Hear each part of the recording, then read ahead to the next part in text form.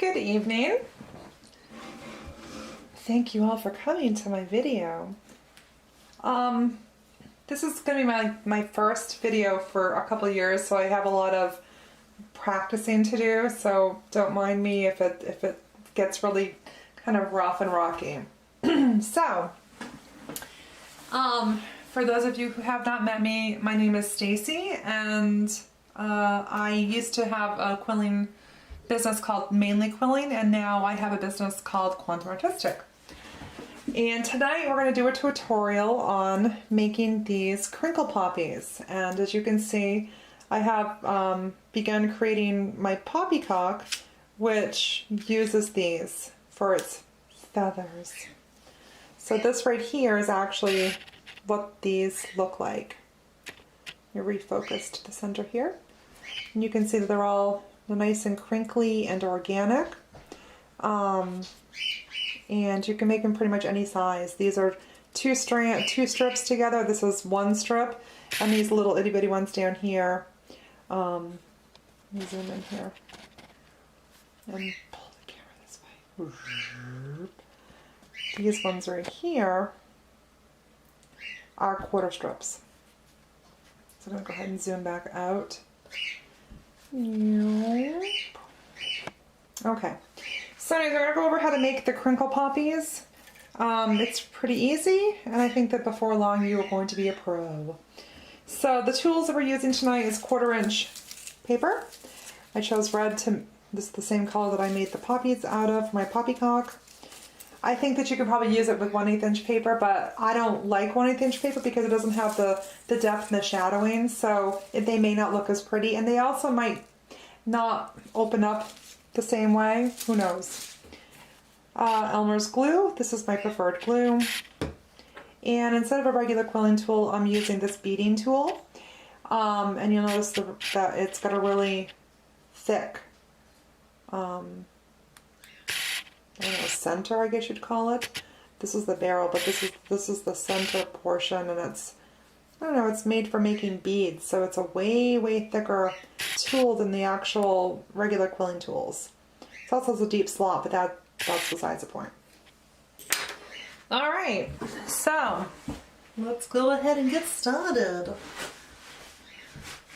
So I'm going to make a couple of them with you tonight. I'm just going to stick these on this bird's and my poppycock's wings. Actually looks kind of good. Maybe I'll try to find a way to incorporate little ones into his wings. It's actually a really good idea. I'm going to make a 2-strip one, which is this size. You can do 3 strips or 4 strips. I mean, I'm sure that you can make them as big as you want or as small as you, or, you know, within reason this small. Because I think once you get past this size, you're just not going to be able to see them very well. They're not going to get that crinkly look.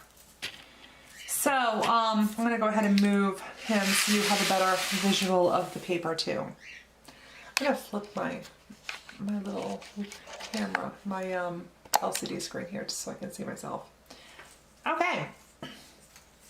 So I got a couple strips here, and I want to go ahead and I'm just going to tear the end of each to make them kind of ragged so that when I glue them together, they're not kind of like butted up against each other and make like a line of division.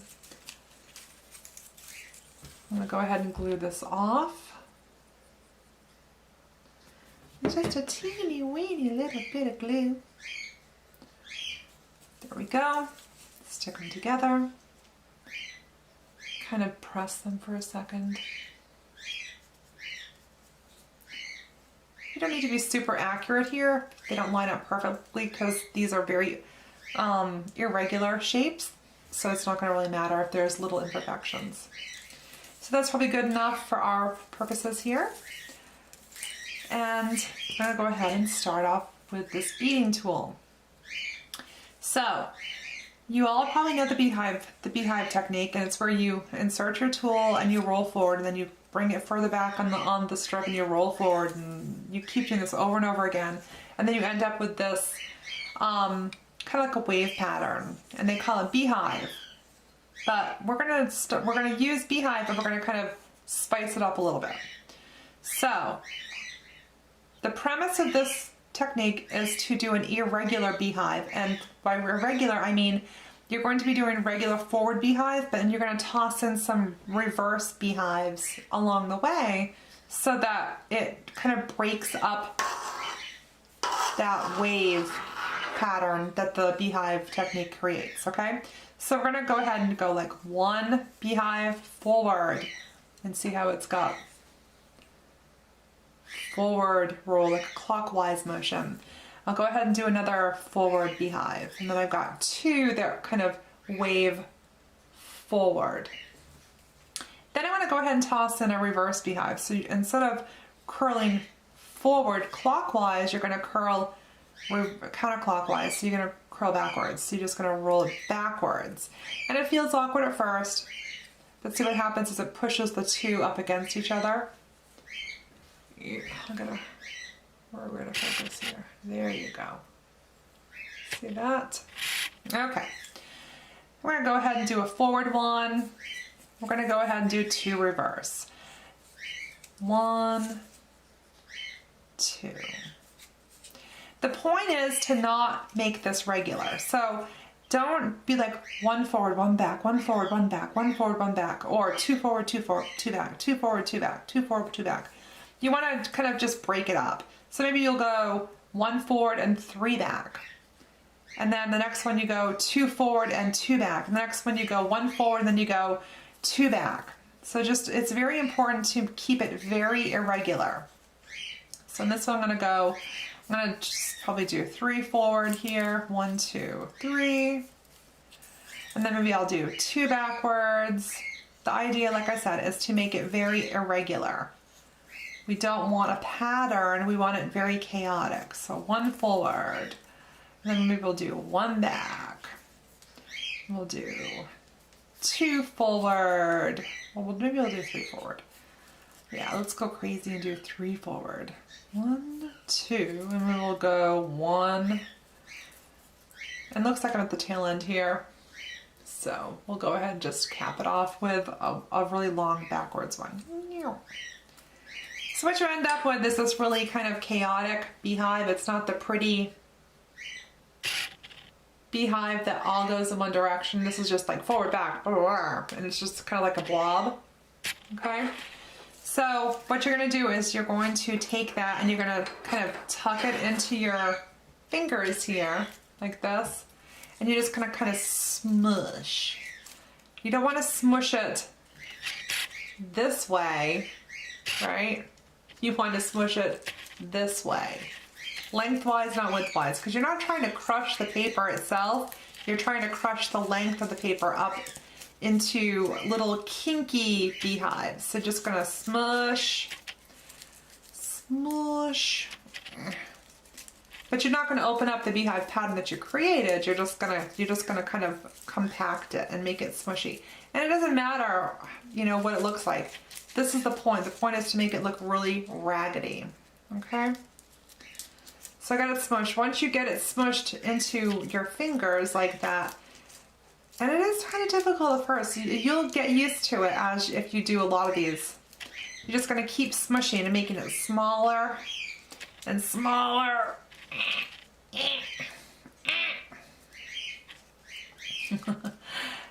This is actually my scrunch technique to make fur with, basically. So, and I'll do another video for the fur technique as well, so that for those of you who missed it when I did my cheetah. But, because I'm going to try to do a whole line of like quilling videos and stuff. I got my office all redone, or my studio all redone. It's painted, it's carpeted as of today. And I got my tables in here and it's got good lighting, so hopefully this will be a good place to do some really heavy duty quilling and other artwork, who knows. So the point is, so just gonna squish it. Sometimes you want to squish it back on itself, and if things are looking like they're all going the same direction, kind of mush it the other way.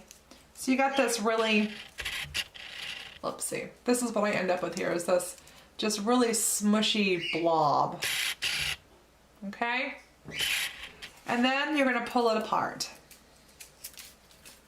Now if you had just done regular beehive with this, it would be like a sine wave, up down, like that.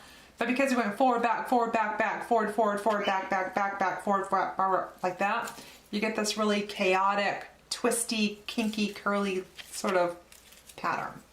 Now, you don't want to leave it wicked kinky like this because it's just a little bit too harsh. So what I do is I just want to make sure it's all nice and stretched out, but I don't want to put too much pressure on this. I just want to gently pull it apart, okay? So it's all pulling apart. And then I'm just gonna pull through my fingers like this, just to relax it slightly. If you relax it too much, you're not gonna get those nice, you're not gonna get these nice, what do you wanna call them? These little spaces that naturally occur in the pattern if you relax too much. So you wanna definitely relax it as little as possible without leaving it super jagged like it is initially, okay? So I went ahead and kind of pulled through my fingers, and this was the end result. So it's still got the kinkiness to it, right? But it's not quite as okay? I'm gonna find an end that points this way because I'm gonna start rolling clockwise this way. So I'm gonna take my, I'm gonna refocus over there. I'm gonna take my beading tool and it's gonna stick it right here in the end. Now I'm going to just start, I'm gonna start coiling it, but I'm not gonna put any tension on it. I'm just gonna let it fall where it falls, okay? I don't wanna put too much tension, otherwise you're going to end up getting rid of those nice little gaps that occur, okay? So you're just gonna start rolling. And you're just gonna let it fall where it falls. You're just gonna let it go where it wants. If it wants to stick up a little bit, that's fine. But if it's too much, you can put a little tension there. And if it's too pointy in one direction, you can kind of press it. That's what happens when I'm watching the camera when I'm doing this. Start doing this again, okay. So you're just gonna roll and roll and roll very gently. Don't put a whole lot of pressure on it. And you notice that it's going to start, and you can kind of press it in like that as you go because it will, to help make it a little bit rounder. Okay, so like want to push on that. I'm gonna keep going, make that a little bit better there. I'm gonna keep on a truck in here. I can't find the camera focus. All right, and then we get to the end, okay? So I have kind of a big gap right here. And I'm gonna kind of just pull that a little bit tighter just by pulling the end, just to tighten that up a little bit, okay? And then I'm just gonna glue it off. And you don't have to get all fancy, just glue it off where you gotta glue it off. And then I like to use tweezers to hold the glue. So I'm just gonna pinch this together with the tweezers to make sure it's a nice solid seal. Okay, so there's that. Let it sit for a second. I'm gonna wipe up any excess. That's what we got there. We have a perfect poppy. It's a little bit smaller than this. I think I made this one looser with a different beading tool. This was a little bit smaller head. This one was made with a bigger one. And you see how the center here is kind of bigger? That's where you can go put the tight coil of the black and yellow, whatever color you choose. Will fit nicely right in there. You just kind of hollow it out by pushing. And that's what you get. So I'm gonna go ahead and do a single strip one, or I'll do another one here. I have this all pre-made because I was using another camera, my SL1, and the battery is just very unhappy with it. So I had to switch, I had to redo the video 2 more times, and eventually I switched over to this other camera, which seems to be holding the battery pretty good. So, this is an already kinked and curled chaotic beehive, and I'm just gonna smush. Smush, smush, smush, smush, smush, smush. And of course, I think this was the most difficult part right here because trying to pack all this paper into your fingertips takes a lot of coordination and practice. So go ahead and smush and smush. It doesn't have to be pretty. Oh, look, the end of it came out. I'm gonna have to go backwards and I'm gonna have to smush it from the other direction now. Come on, get in there. There we go. There. And then, now I got it all together. I gotta make sure it's all on the right edge. I'm gonna smush it somewhere. Ouch. I have a cut. And I just, like, snagged it with my fingernail. That hurt. I want to make sure this all is kind of going the opposite direction. I don't want everything going the right way, the same way, I mean. Smoosh, smoosh, smoosh. Okay. There. It's successfully smushed. Now we're going to pull it apart. All the way apart. Do, do, do, do, do, do. I'm going to keep pulling. I'm going to just gently relax it. There we go. Oh, look, it's so beautiful. There's those birds. They love to screech when I'm on the camera.